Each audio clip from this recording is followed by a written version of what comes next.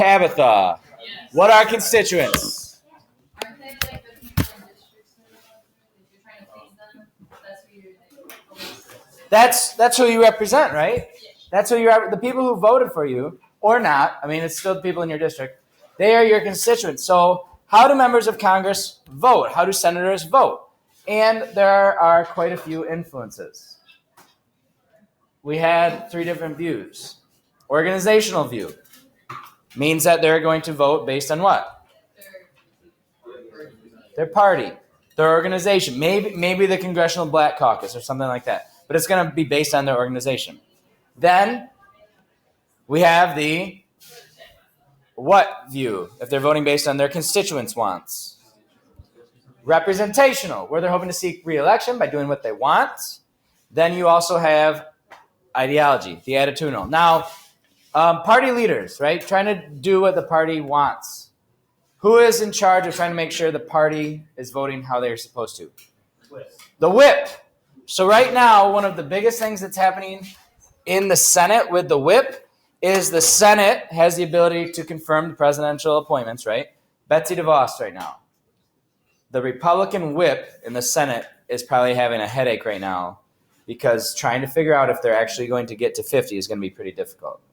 Because a lot of people are in opposition to her, not just Democrats or Republicans, but big education, I mean like rich education people. Noah? How do you feel about it? My whole thing is education should be the equalizer in anybody's upbringing. And the way that she talks about education, I don't see it as an equalizer. What? Yeah, I guess. The crazy one. Is that why you think like you have those gun conspiracy? I'm worried about the courtyard and the dens of grizzly bears out there. What? I saw something yesterday saying that, like, as far as what the senators were saying, they only needed one more Republican to vote it down, that she wouldn't get like the nomination. They need 2 more. Why do they need 2 more? If it's 50-50, what happens? Where's it going to go? The VP. The VP. I'm not sure. It's kind of an interesting relationship, I think. I would like to be in a meeting with Pence and Trump and hear them talk back and forth. Because, I'm sure you guys have all seen the tweet from Pence about the immigration ban. Has anybody seen that? He tweeted in like July or August how unconstitutional any travel ban would be on Muslim nations. So it's kind of, I would just like to hear them discuss things. Or like during the debate, how he said, I'm sorry, Pence and I haven't talked on that subject and I disagree. I would just like to hear their conversations. What's your Republican's favorite instrument? Is this a joke? Yeah. Sorry, Trump Pence. A Trump Pence? Trump. Like a trumpet. I get that one. Okay. But why would they ever not go with what they want, their party wants? Well, it's happening right now. They don't agree with it, number one, their ideology, attitudinal, or they're worried about what their constituents will say. Representational. Why, though, would they still have to do what their party wants? What could happen to them if they don't do what the party wants? Could just lose support. Lose support how, though? Just the party will back them up for Elections. They won't back them up for elections. Funding. In the case of senators, or I guess not even senators, but look at Hillary Clinton. Before she was Secretary of State, what was she? Senator. So if she would have won against the Democratic Party, and this is years ago, right? But if she upset party leaders as a member of the Democratic Party, what would have happened last summer and spring during the nomination process? Why would Bernie have won? They would have liked Bernie instead, and she would not have received those superdelegates. So this is a whole big cycle, right, Olivia, Caitlin? Hey, your name's Olivia. Yeah, So that's me trying to be nice, trying to get you to stop talking. Okay, these are the views. Just looking at them, going back through, connect them to what they are for. But one question to think back to is what the models represent here. And they're similar, I mean, basically the same thing, but just the model of trustee versus delegate. Now they break those down based on party representation. So what is the trustee model? How are you voting? How are you acting as somebody's representative? You're trusted to do it. So how would you be voting if you are a representative under the trustee model? You're trusted.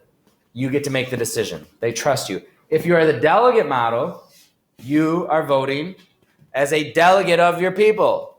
So you're going to vote typically, or vote, do whatever, talk, introduce bills as a delegate of your people, the representational view of votes, delegate of what they want, constituency service, taking care of them in terms of bills, casework, and so on.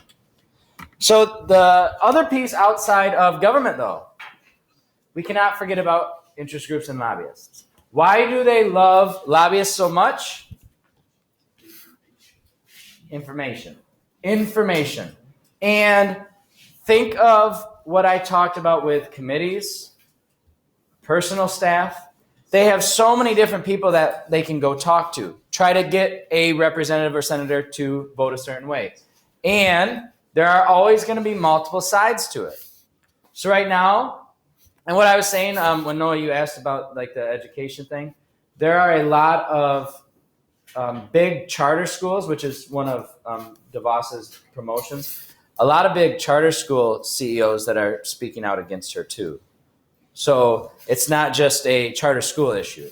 But with that, if there are people on one side, there are going to be people on the opposition of that. So that's really what it comes down to with interest groups. It's pluralism. And in a lot of cases, it's hyper-pluralism where there are so many influences, it's difficult. So you have to be a trusted member of an interest group, a trusted lobbyist to actually be effective and make any change for somebody's vote. So the congressional powers. Don't really worry. I don't want you to write anything down yet. What does the House have the ability to do? They have really two big responsibilities. What can they do? Ellie, what's one? Start the impeachment process. Number two, what type of bills? The money bills. The money, the tax bills, the Ways and Means Committee. That is what the House gets to do. Why do they get those responsibilities? Because of number one, you already know they're connected to the people. But also, what does that tell you about what people thought of them originally when they wrote the Constitution? If you belong to the House, those powers are not that serious. So they weren't really trusted that much either. And they were 2-year terms, so you could cycle them out a little quicker. Those are all different ways for why they were only given them. The Senate has the ability to, they're doing it right now, approving the nominees. Both department, agency heads, as well as what happened earlier this week? What did Trump nominate? Supreme Court Justice. So they'll have the ability to do that. It'll start in the Judiciary Committee in the Senate. They are the ones who are in charge of all like the judgeship appointees. They start to review it. Then it'll get reported out to the Senate. Approving treaties, approving ambassadors. Now, they all have the ability to declare war also. That's not up there for the House. They both get to declare war. And what type of a resolution would they have to declare war? Because the president doesn't sign it. So this is the one we were talking in 7th hour about how it would be adjusted from what they would say or what the book said. The president's not going to sign a declaration of war. It's a joint resolution, though. So it has to come from both. They also have that ability. It's a necessary part of the legislative branch to declare war. But now we start to see an obstacle in our triangle. Checks and balance. Because they declare war, who controls the army? Who controls the Navy? The president. So you can have a declaration of war, but if the president doesn't send troops, well, what are you going to do?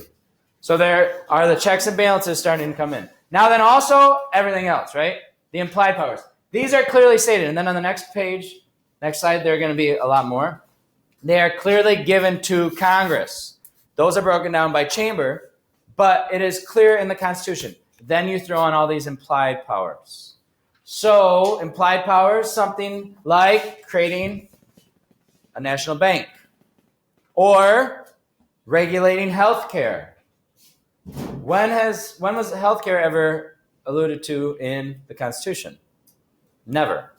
So it would have to be a necessary and proper argument to conduct other responsibilities. And when that went to the Supreme Court, when Obamacare went to the Supreme Court, one of the conservative justices, and this is why, somebody asked yesterday in 7th hour about, do party lines matter on the Supreme Court? Well, your interpretation of the Constitution is a little bit different than your views politically. So when a conservative justice looked at the Constitution, they ruled that it was necessary and proper to regulate the Commerce Clause. So that was the connection that he made, saying Obamacare was constitutional, where some of the other conservative justices said it wasn't necessary and proper. Now, back to federalism, concurrent powers, taxation. Who has the power to tax you? Why is it a concurrent power? Who can tax us? And who does tax us? The state and federal. State and federal. So that's why it's a concurrent power. Both have the ability to do it. So these are more enumerated powers. Just kind of quickly listing. Power of the purse means what? What do they control? The bank. They control the bank. Appropriations. So if the president wants to do anything, what does Congress have the ability to do? Not give them the money for it. I mean, you think about any of the recent things that President Trump has done. Let's talk, we've done the immigration ban. I guess we can stick with the immigration ban, even though there are a lot of others. Or how about the wall? He signs an executive order that the Border Control Agency is going to build the wall. He can do that if he wants. If the Supreme Court declares it constitutional, fine. But the legislative branch could still say, I'm not giving you any money for it. So then they would have the order for it, but it just would never be built. They could close down the border agency if they wanted, even though he would be trying to get them the ability to build it. Tax and spend, troops, coining money. Coining money is a federal power that's in the Constitution because where do all of your dollar bills come from? What? Not a U.S. bank. The Federal Reserve Bank, the mints. They come from the mints. They mint the money. It's a federal power. Naturalization, regulating states, admitting new states, all from Article 4. That's full faith and credit, horizontal federalism, that sort of thing. Then commerce, regulating commerce. The big one, everything is related to that one. Gibbons versus Ogden, the waterways, McCulloch versus Maryland. There we go. Yes? If Congress doesn't give the president money to do something, could he take out of his own paycheck for the money or his own raise for it? I don't know. That would be a pretty big conflict of interest, I think, if there were fundraisers, type things. So that would be a pretty difficult one to try to address. I think he could do I think that would be an extreme conflict. I think that would be shut down pretty quickly. Because then what you would have is a personal, without it being public money, you would have a private, let's say he wanted a new plane. You would have a private plane. It's like for the schools. Gersler always complains about this. He bought an Apple TV before everybody had one. So he bought an Apple TV, and to get it hooked up to the Wi-Fi, he had to give it to the school. So then, I don't know, it wasn't 2 weeks, but it was maybe a month or two later where everybody in the school got one, and he had just paid $100, and he asked if he could get his money back, and he couldn't. So you can't have private stuff pay for things that are essentially public. Otherwise, it's going to be a problem. If he creates an order that says the wall has to be built and you don't want to build it, can he like create another order that gets rid of it, or threaten to create one that gets rid of like border security or like fires people? Or something? He's not in charge of opening and closing agencies. Now, that is also a very mixed in with the legislative branch explanation, because he can suggest everything. So President Bush, what did he do after 9/11? What did he create? It's the 15th department, Homeland Security. That's from his suggestion, but it all comes from Congress doing it. So the president has the ability to do those things, creating agencies and blah, blah, blah, but it all starts with Congress's approval. So it's the other checks that we'll look at with the next few chapters. Okay, so just some limits. This is back to the Constitution. Nothing really new that's introduced, but we do know that the other limits that come from the Constitution are in the Bill of Rights, appeasing, of course, what group? Anti-Federalists. All right, so let's look at the actual individuals. Now, we talked a lot about this with the privileges, everything like that. The incumbency advantage. What are some of the incumbency advantages while we have this up? Brooke, what are some incumbency advantages? Well, they've already been into office, so they already have a lot of support behind them. If they do what? If they listen to the people. If they listen to the people, if they took care of them, the casework. Can't they like mail ads for like free without paying for like postage and stuff? Franking privileges. They get to send mail for free. They get to fundraise because their name is already out. A lot easier. So they also have congressional support. Now, 174,000, that's current. And there is something that's in our Constitution that says that if they were to get a raise, like if they voted for a raise, they vote for their salary, by the way. If they voted for a raise, it would not take effect until the next session of Congress begins. So right now they would have to wait until 2019 for it. Because of, that's our most recent amendment, which means that it's what amendment? How many amendments do we have? 27, so that's the 27th amendment. Right there, that if there is a raise, it doesn't actually take effect until the next session of Congress begins. Which is actually kind of interesting. Right there, that amendment, the 27th, it was just ratified recently. It was introduced as a part of the Bill of Rights. So that's how long it took for how many states to ratify that amendment? 3/4. And every time that a new state was admitted, 3/4, that number that hit the fraction went up and up and up and up. So it was just ratified recently, even though it was originally introduced a long time ago. All right, last thing, and then we're out of 5 days of a lot of information. Pork barrel legislation. Now, Dooley, where have you heard pork barrel if you didn't know that it was attached to this? Steve Carell. Steve, okay, thank you. So pork, you did that looking at pork, providing benefits to your constituents, bringing projects, funds, business, whatever, specific to your constituents. In other words, you're taking the whole country's money and spending it in a place that solely benefits your people. Sometimes good, sometimes bad. You formed and developed your arguments related to that, but that is what we have for pork.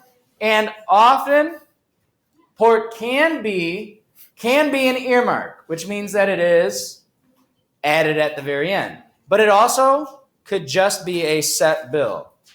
There is a little bit of a difference between an earmark and pork, but kind of how you would have to think about it is it's still a benefit. Now, why does pork continue? A lot of it is related to log rolling. If you vote for my pork, I'll vote for your pork. So it's a trade. You trade votes. And because of that, in order for the pork to stop, you would have to vote down somebody's pork.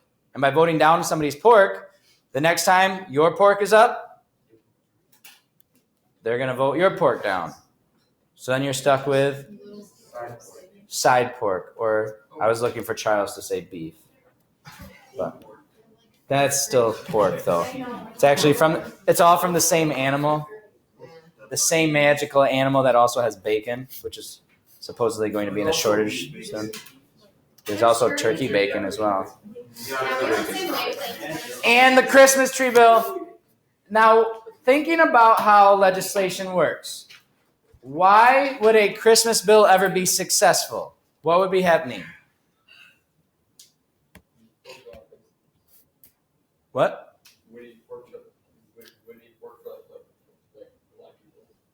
Okay, but let's say- Maybe if it's like a religious community that they like. Okay, Aaliyah, you weren't paying attention, and then you just popped your head up, and you're trying to act like you were. No, but I.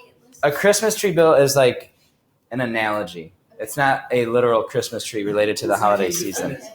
So you have an attachment. Let's say, Aaliyah, though, you want to add an earmark to a bill, but it's still a bill, so people know that they're going to vote for it.